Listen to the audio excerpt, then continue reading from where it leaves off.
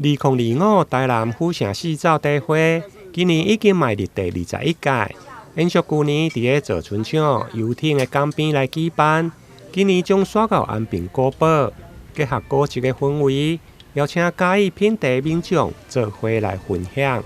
这个咱活动的主题咱是跟咱安平古堡迄个府城细照的一个主题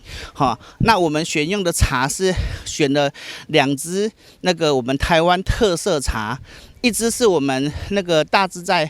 那个公司它提供的东方美人的头等奖，那另外一支呢是我们现在我们台湾在推广有机茶叶，那一个很有名的那个赤兰茶庄。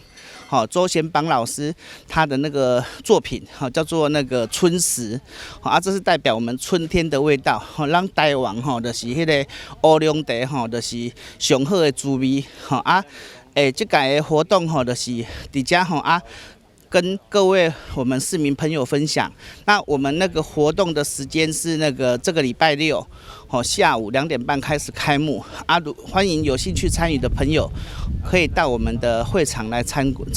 观。活动的总召同时嘛是资深的会计家施淑芬老师指出，品茶是一种文化的修养，甲着情感的交流。这届茶会选择由大自在茶空间提供。得到今年热天头顶上的东方美人茶，